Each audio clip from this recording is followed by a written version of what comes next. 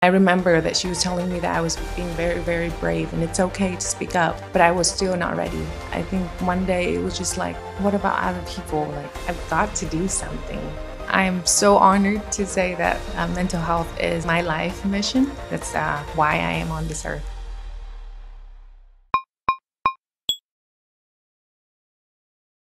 Hello and welcome to the Demystifying Healthcare in Vietnam podcast. I'm Beth Ann Lopez, founder and CEO of Docosan. We're on a mission to make getting healthcare effortless and bring you insights from Vietnam's top players in healthcare. On this week's episode, we're speaking with Ms. Hanh Ha, founder and CEO of SoftenMind, the Betterhelp of Vietnam. She did her undergraduate studies in the US at the University of Wisconsin and completed her MBA in Paris at the International School of Management, so she's got a very global perspective. So Han, it is great to be here with you today, and we're going to talk about mental health in Vietnam. So first off, you founded a tech company that is changing the way that people access mental health services. So can you tell me about SoftenMind? What is it? Hi, everyone, and thank you, Beth, for having me on this show. So SoftenMind is an online therapy platform where we match clients to reliable therapists. And the way it works is that clients can get into our platform and answer a short form of questionnaires. And after that, based on their preference and need, we'll match them with a suitable therapist. And by doing so, I truly believe that we can make professional mental health service more accessible and affordable. Because now with that, we can bypass the, driving, getting ready, going to a clinics, and then all the rental fees, and clients can get access to, self-help services and therapists anytime, anywhere they want to, just with their phone or a computer. That's really great. It is something that I've noticed even from Docosan is that there's a limited supply of psychologists. There's like way fewer qualified psychologists than there is need or like demand in the market. And the prices do tend to be pretty high. So I think something that is helping to make it affordable would be able to help a lot of people here. And so how is SoftenMind different from traditional mental health services in Vietnam? So traditional mental health services in Vietnam are mostly clinic-based. And the issues with that is that I think clinics have a limited supply of professional therapists, psychologists, or psychiatrists. And with that issues, maybe they won't be able to support all the clients that come in. The different with SoftenMinds that we have, we connect everyone together all over the world. Because of that, there's less chance of a client. And because we connect them like algorithmically, depending on who they want to talk to or how they want to be treated, or if they want to stay like anonymously, they can. And because of this, the possibility of the clients feeling like they're not suited with the therapist is less likely to happen. And in cases where clients feel like they want to switch a therapist, either after the first sessions or sometime after a whole year, and they feel like, oh, I want to maybe work on something else, then they can. Okay, I see. So it's really scalable and yet personalized for the needs of the user. And then something you mentioned that kind of stands out to me that's interesting is that you said that they can see the provider anonymously. Mm-hmm. Why is that important? I think it's very important, especially in Vietnam. I think with the culture where people want to keep face.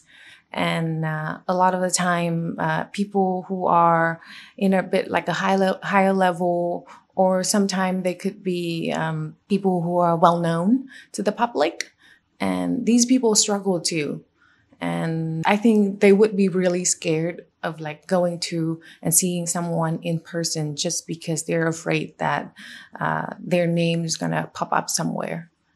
And with SoftenMind, they can just register an account with an email, and they can use their own name or any names that they want to be called. And once they meet the therapist online, they can choose to put a video up or not. So just their voice. Yeah, I see. Because I know privacy norms in Vietnam can be quite different from in other places. So I'm from the US, and yeah, I've seen kind of a lot of kind of information sharing in certain places that is a little bit surprising. Yeah, we do have influencers who are using SoftenMind. And a lot of time where these cases happen, even I tell them that, if you're a bit concerned, just use an email that's no one knows, and then just don't use the video. Yeah, I see. So it's just something that's like quite stigmatized. We saw the same thing when we were doing our home health services. We have these home STD test kits that people can get, and we encourage them to use nicknames or other kind of things if they don't want other people finding out about them. Because they just, you don't really know where the data is going. So it's great that tech companies are kind of taking the step to help protect those patients. And so, I see that you're very passionate about mental health, of course. And so what led you to starting SoftenMind? Very much. This is, I'm so honored to say that mental health is, I think, my life mission. I think that's, I know why I am on this earth for. It started with my mom is a very, very famous psychologist, therapist in the country. So I grew up in this environment where it's just normal for us to talk about people's behavior, characteristic. And then 7 years ago, I personally suffer with depression myself. And I did not know it was depression. And I thought it was, mood changes, and maybe I wasn't doing a job. I wasn't working for a purpose that I wanted. But I think when it got so bad, that was when I was like, maybe there's something wrong with me. I need help. And this is when I reached out to my mom. And because she's my mom, so she cannot treat me as a patient or a client. And I wasn't ready to talk to her friends. And same thing with the influencers. I thought, oh, what if I talk to another therapist, and then my mom is so famous in the country, would that put a bad reputation onto our family, onto her? Even though now I know that it has nothing to do with her. And I remember that she was telling me that I was being very, very brave and it's okay to speak up, but I was still not ready. And so I started looking on my own, and then I found Betterhelp. And after using Betterhelp, I felt so much better. And this was the first time where I actually personally experienced what therapy is like. And then I got better. And I think 2-3 years after that, I think one day it was just what about other people? I speak English. Other people in Vietnam, they don't speak English. And Betterhelp is kind of expensive. And it was just made sense. I've got to do something. I have my mom. I know all the therapists in the country. Why not? And it started with that. And then slowly, as I guess, learn more about therapy, learn more about psychology, I realized this is so me. I love every single bit about it. Wow, that's amazing, Han. And so you mentioned that even though you'd grown up in this psychology family, when you were having symptoms of depression yourself, you didn't know that it was depression. And so in Vietnam, how do people usually talk about depression? I think depression is a term that I don't know if people are actually even really know what it means or what are the symptoms.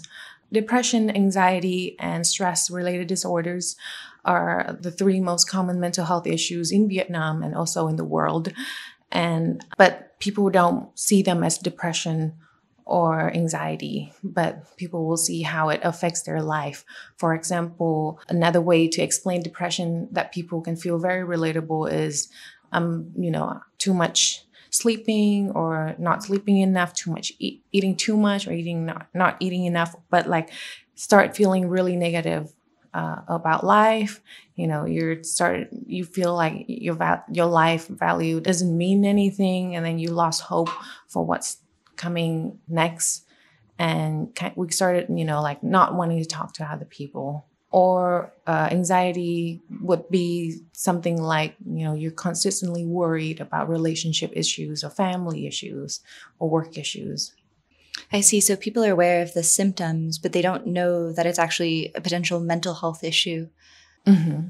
Okay. Because I had read about a campaign in Japan in the 1990s where they were trying to promote awareness of actually depression in the population because it was taking off, and they called it a cold of the soul to try to destigmatize it, try to make them see that, okay, you can get a cold in normal life, but, the cold of the soul is kind of like a mental health issue. It's something like that.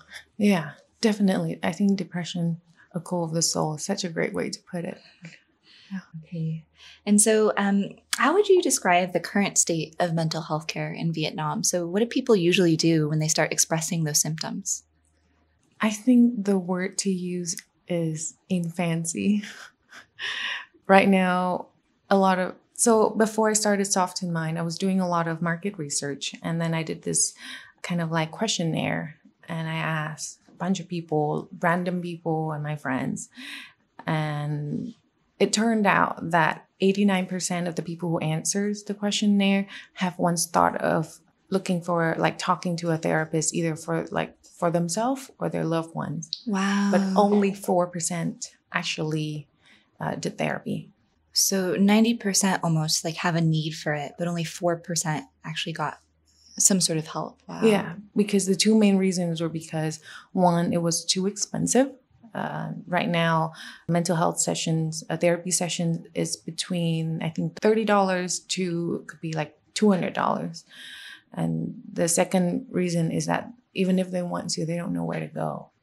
And a lot of the times with my friends, even like my best friend, they wanted help and they decided to go to the hospital, and they met with a doctor, and the issues that they didn't get to talk. The doctor talked. So that the doctor would be asking them questions and then after that prescribe medicines. So they would come home feeling really defeated and feeling like there's something wrong with maybe their brain. Oh no. So what is like training for psychology or psychiatry like in Vietnam? Are there a lot of psychologists? There are psychologists, but I don't think there's a lot. My mom is one of the, I guess, first therapists. And like according to her, like even like therapy or like psychologies before, it was a part of like the social department, the social study department, and it only like separated maybe about 15, 20 years ago. And only in 2019 was when psychology has its own like department number in the government. Wow, 2019. 2019. And because of that, at the moment, there isn't any like license, like official license in Vietnam that says you can operate as a therapist. And with that, I know that there are a lot of great therapists out there in Vietnam.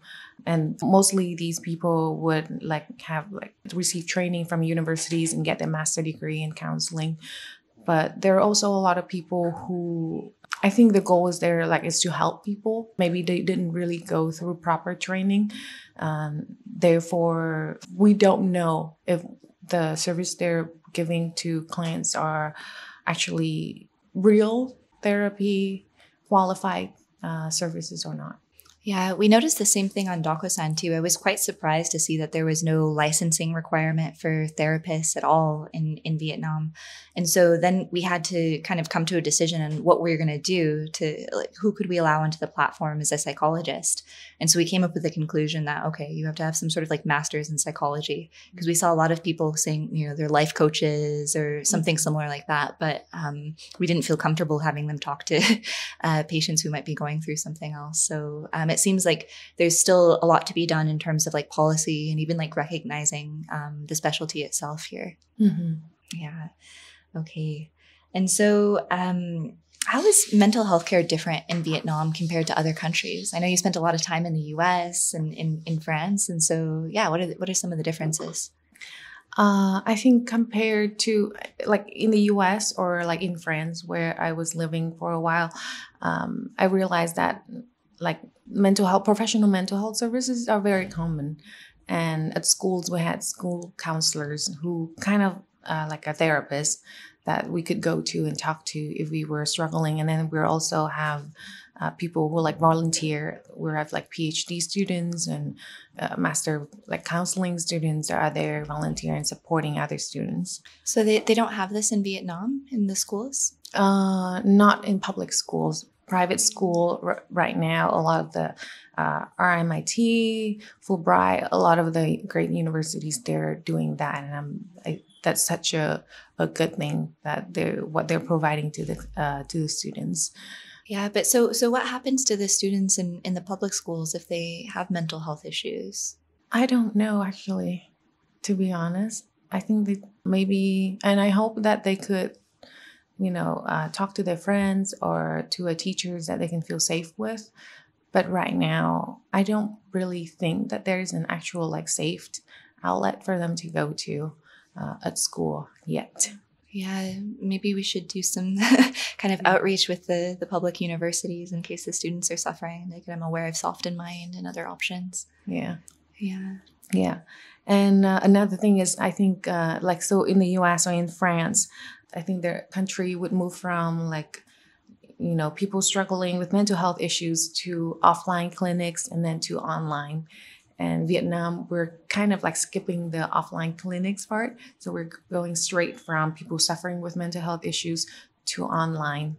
And I think that's so the way we approach our clients would have to be a bit different.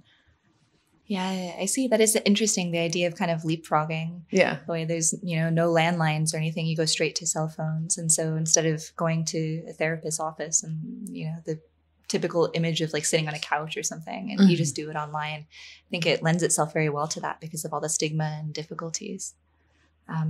Okay. And so what specifically do we have to do differently in treating Vietnamese patients compared to those in the West? I think clients everywhere will need to feel safe and need to feel like the therapist can understand them and have the ability to help them. But I think cultural and historical backgrounds play a very different, important role. For instance, in Vietnam, we've had over 1,000 years of war. And therefore, I think, and then there's also that culture of like comparisons where parents usually compare their kids to maybe the neighbor and of course it's getting less and less, but still like parents, I think my parents, I know that even though they're doing everything they can to like support me mentally, physically, everything that I need, I know that even like inside my mom, there is still that fight, there's still that fight because my current parents raised them differently. And then the way they want to raise me is maybe different, from how they were raised. Yeah, I see. And I guess that's something that I've seen in the literature, that trauma can actually be passed down intergenerationally. And given that Vietnam has had, such a kind of troubled past, even though things are getting better so fast here, there still must be a lot of almost like PTSD and trauma in the population. How do you guys deal with that at SoftenMind? I think because like everyone's story is a bit like individualized. So I think it's usually would be like depending on what it is that they want to what's their goal in the therapy sessions and who they want to become. Then the therapist would work on those specific goals. Yeah. Okay, I see. And so can you share a patient story of someone that you've really helped that stands out in your mind? I would love to. There are a lot of great stories, but because I haven't get their approval yet, and so it's a bit hard to tell the individual stories. Also, because a lot of time I don't. I mean, I just support them in the beginning on onboarding the clients. I don't work with them directly, but I can share my own stories of 7 years ago, so that maybe if if the people who are watching, if you're experiencing some of those things too, then that you're not alone.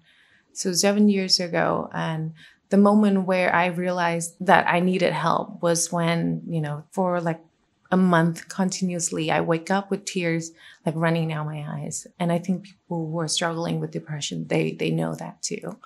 And some of the thoughts that I had was should I just end my life? And then it's a constant battle of you're I feel like I'm always like on the verge of like, oh, I don't know if I should actually like end my life here, because I don't see like where am I going, and I'm losing hope for everything else. And I don't like my job and my friends. Like I don't want to talk to my friends. And even like energy wise, I feel constantly like drained and tired. So every day I just wake up in tears until one day where it was so hard that I just thought like either I end my life right now or I have to do something about it, because I cannot live like this anymore.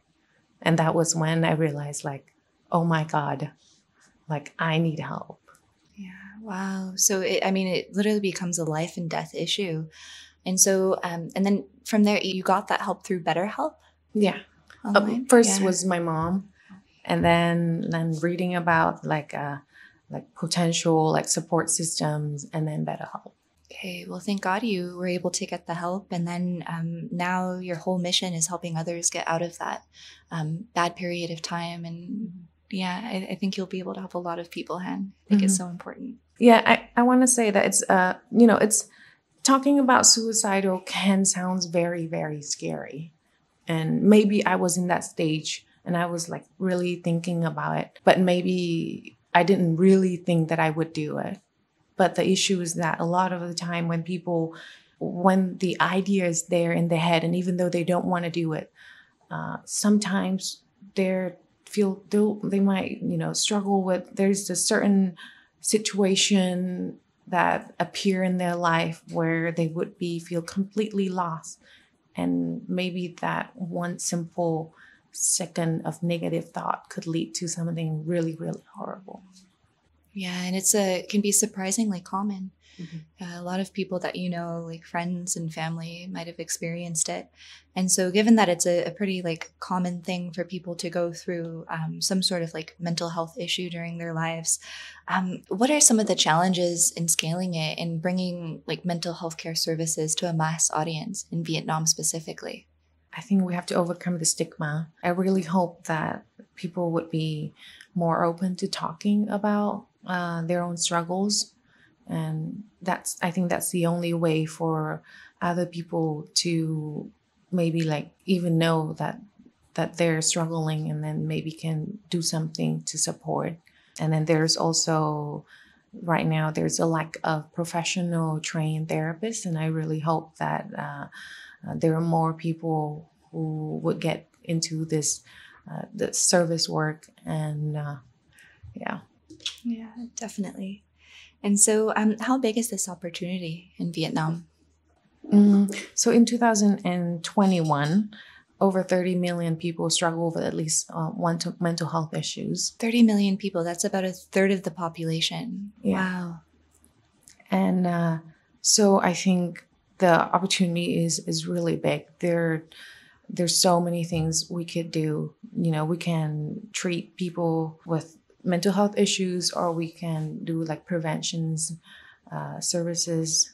I know right now there are also a lot of like games that as people play, they can get reminded of, like drink water, what are you grateful for today? And like these little things, there's so many things to do. And I really hope that there are a lot of companies and startups will get involved into this. Yeah, definitely. I think I need some of those reminders as well. I need to make sure I've got those on my own phone. And so like, what are your hopes and aspirations for the future of mental health in Vietnam?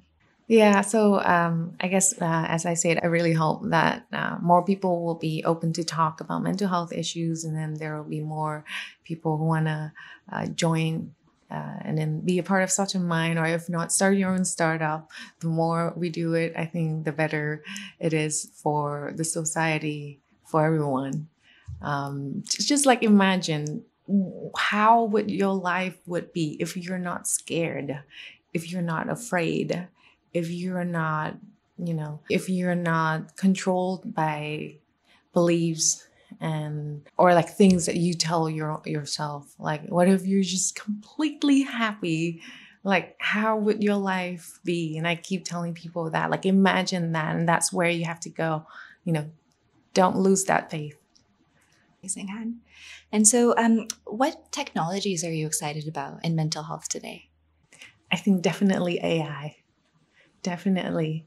And I think right now, I don't think that a bot can act as a therapist and then can explore people's past and guide them or like help them explore their pain. But I think even like at the moment, an AI can act as like a coach, and then where people can come in and say like, "Hey, I need to read about maybe parenting guides, or maybe I'm having like these issues. Can you send me some exercise or something to read?" I think that the AI is gonna be able to do that. And then I also maybe like with therapists, I think like artificial intelligence can help therapists figure out, like identify the client's issues based on keywords, and maybe like suggest like actual different programs that therapists, it was fasten the period of the therapist maybe like treating the clients. Oh, that's awesome. So it can work on both the patient side as well as the provider side. I think so. Super excited about AI as well. Anne, is there anything else that you'd like to share with the audience? Yes, I would love to. So at the end of October, SoftenMind, we're doing this project called Hopeful Horizon. And this is a self-harm and suicidal prevention project. In this project, we're doing 3 activities. One is a competition for the youth under 30, where people can submit their ideas either on how to raise awareness or how to prevent suicide and self-harm issues for their friends.